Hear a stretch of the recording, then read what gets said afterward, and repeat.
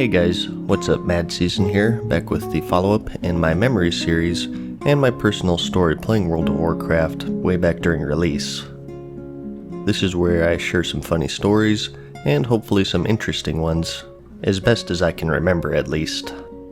In our last episode, we kind of went over the first steps, my difficulties learning the game, which I really shouldn't have had at that point since I played an MMO beforehand, but I was pretty young back then.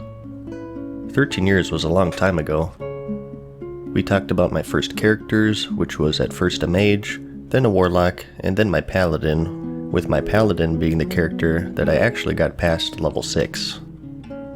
We talked about seeing Ironforge for the first time, some of the friends I met along the way, and my trouble with boats.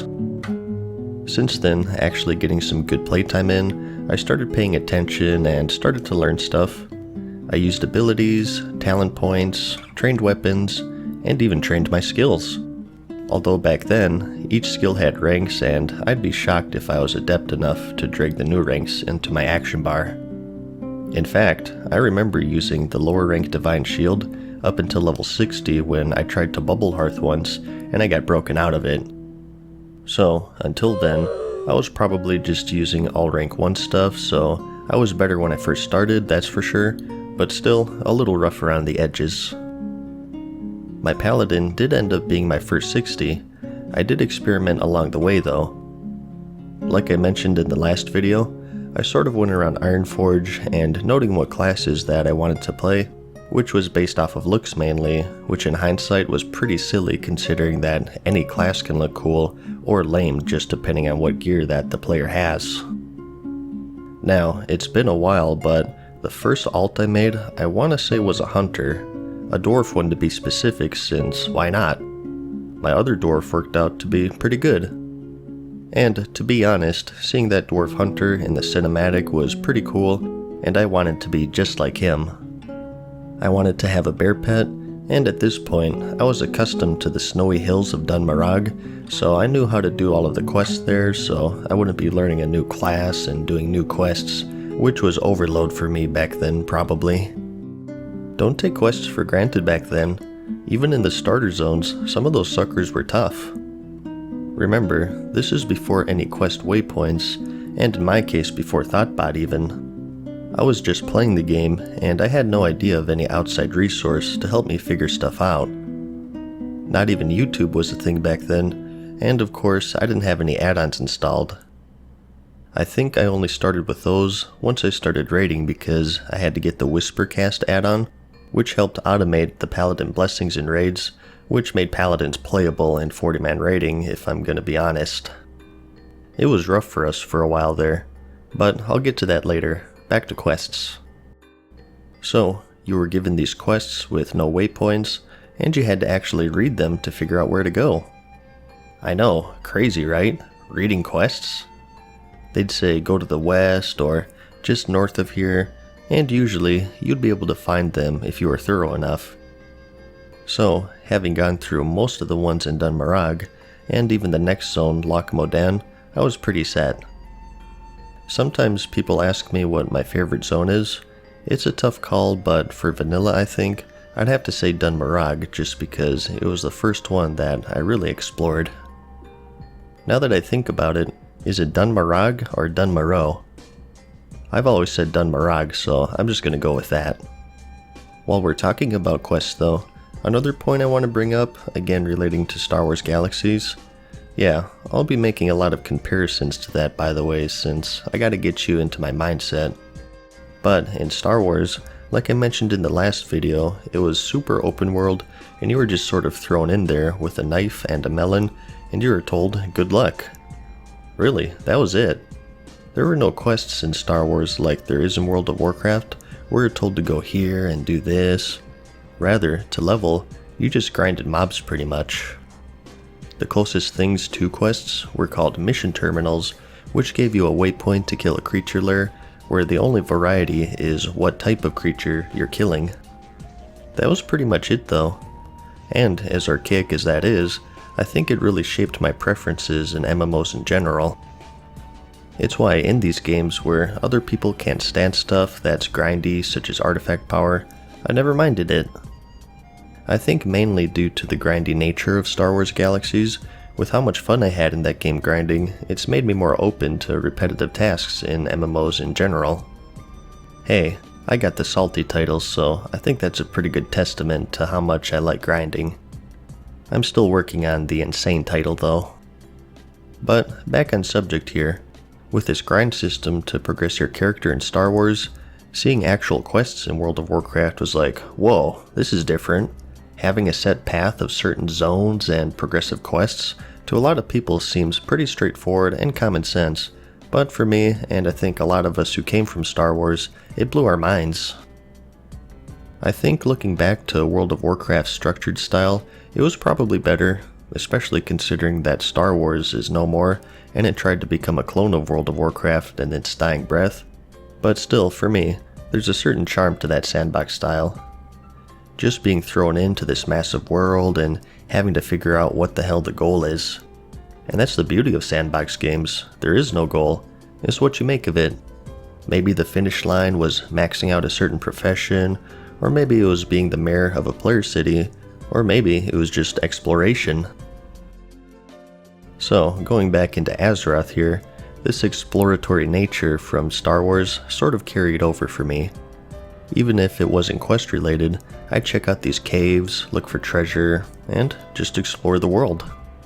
Even to this day when I'm making videos, I'll get distracted and try to wall climb to somewhere where I shouldn't be, just to see what it looks like and explore. So, in Dun Marog specifically, I was the master of this zone. I knew where the Silver Elite enemies were, most of the quests, where to do them, how to do them, and so on, so I spent a lot of time here. Wait, what were we talking about? Oh yeah, alts. Sorry about the sidetrack.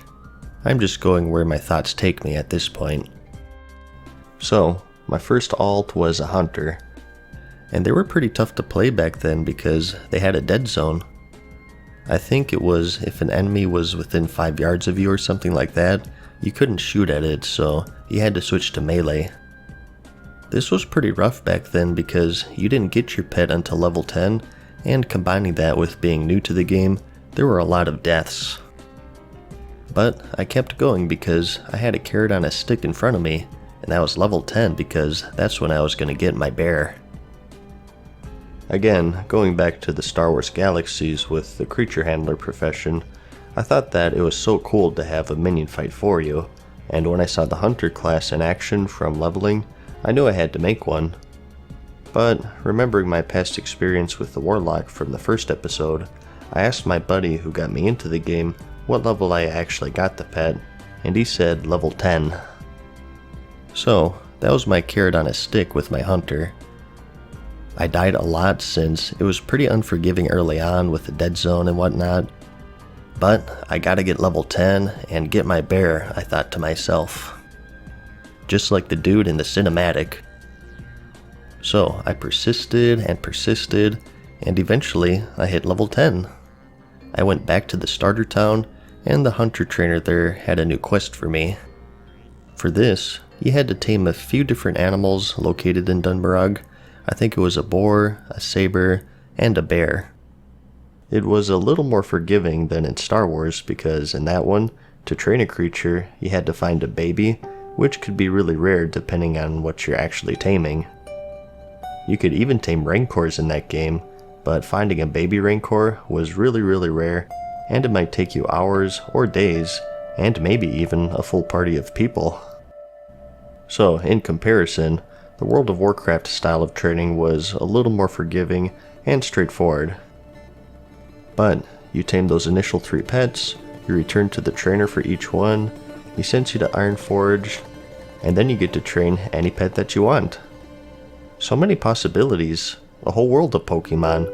You could train a boar, a bear, saber, spider, a vulture. Those were the creatures that I saw in my Paladin at that point. And since I wasn't over level 30 probably, I knew that there was many more to be discovered. But, like I said, I wanted to be like that guy in the cinematic, so I went with one of the generic gray bears in the zone, and named him Herbert. So, at this point, my Paladin and Hunter were my go-to guys, and each day I'd log in, I'd decide which one I felt like playing. And once I got more experience under my belt, and I figured out how to use my abilities, I did end up remaking that Undead Mage to see how to actually play the class. Using spells as a caster? What is this nonsense? And I remember liking it quite a lot actually, but since my buddy was Alliance, I had to stick with the Alliance as well, and I didn't like how much he had to drink back then as a mage. It was pretty crazy. You'd go through like a whole mana bar in just 1 or 2 enemies, and he had to stop for about 30 seconds in between fights. Remember when you had to manage mana? I remember that. Another thing I remember was my first server happened to be PvP when I made that first mage and warlock where I didn't know what I was doing, and back then you couldn't make Alliance and Horde on the same PvP server since they were sworn enemies and they don't want you to talk cross-faction after you got dusted in the Stranglethorn Vale. So, after I moved to Khadgar, which was PvE and didn't have that restriction, and I remade this mage, I expected to see that message again when making the character. I remember being pretty surprised that I was actually able to make the character and have both Alliance and Horde in the select screen. I thought I hacked the game or something, like I was in the Matrix or the infamous hacker known as 4chan. The whole time I was playing, I was like, heh, outsmarted this game. But after reaching level 10 or so, I was getting scared that I'd be caught and have my account banned or something, so I ended up deleting him just to be on the safe side. Don't want to get banned for hacking. We ended the last video on a funny note, so let's do that again. I'll tell you about the first player that I had to ignore. On my hunter, once I finished the Lok Modan zone, I ended up doing a lot of grinding instead of questing, for no real reason other than I felt like it. Again, there's my SWG nature popping in. My favorite spot was this excavation site with all of the trogs because it had some silver elites that would spawn really fast, and even some chests. So there's a little tip for those of you who are going to play classic servers. From doing this for hours on end, I ended up making a bit of gold, and I wanted to spend it on the auction house, which I hadn't touched at this point. The blue items on there had special names and were more expensive, so I wanted one of those. And since I still kind of sucked, I of course screwed this up too by buying a melee weapon as a hunter. It was actually a polearm, and I remember the name. It was the Gargoyle's Bite. Look at this thing. Required level 20, 60 armor, 10 strength, the perfect hunter weapon. Plus, it has a cool name. And it was a polearm type weapon, which I hadn't used yet. Luckily, I got training for it from Stormwind. Another comparison in Star Wars here was that there wasn't a warrior class or a paladin class. The classes, or professions as they were called, were sort of split up by the weapon. The fencer used one-handers, the swordsman used two-handers and axes, the pikemen used polearms, and so on. So, seeing a polearm weapon, which was pretty rare at this level, kind of set off some bells in my head that it might be above average or I'll get a new moveset or something. At this point, I think I was solely using one-handers on both my paladin and hunters, so it was also my first two-hander, I guess. It had a bid and a buyout. I didn't want to spend too much gold, so I just threw a bid on there in hopes of snagging it for cheaper. Plus, it was ending soon too, so I could just sit there and wait. But moments after entering my bid, I got a chat message saying that I was outbid. Ah well, that's fine. Let me just bid again and... What the... Son of a... This went on for a while. Dang, this thing must be really good, I thought. Everyone wants it. I was in a bidding war, and eventually just said screw it, and dropped the mic, and just did the buyout option. I went rushing towards the mailbox like a kid on Christmas Eve to claim my prize, and I equip it, kind of marvel in its bluiness since it was the first one I got, and I get a whisper. You son of a percentage, $, ampersand, caret, $, probably, because I had the mature language filter on. If you can believe it, The guy I was in a bidding war with actually stocked the mailbox after he lost the item and waited for someone to equip the polearm that he was bidding on, which was of course me, and he started sending me profanity-laced tirades. He was calling me this and that I was a noob hunter and I didn't need that. Hey buddy, it's a hunter weapon, okay? Don't worry about it. I didn't respond to any of this, but he was getting annoying, so I asked in trade chat how to ignore someone, and he started making fun of me for being a noob and not knowing how to ignore people, since he was in trade chat also, I guess. He was being pretty harassing. Someone told me how to ignore him, which I did, but not before linking the item to him is one final kick in the balls. I rode off into the sunset back to my grinding spot, and my raptor strike hit a little bit harder from then on. Alright, that's enough for episode 2 I think. There's a little more of my background and my mindset going into the game, some random stories that I remember, my adventures with alts a bit, and so on. In the next episode, we'll probably go back to my Paladin and discuss the later parts of my journey to 60. I hope you found the video entertaining, like it if you liked it, and I'll see you in the next one. Peace. Farewell for now, mortals. We hope you enjoyed today's video. See you again soon.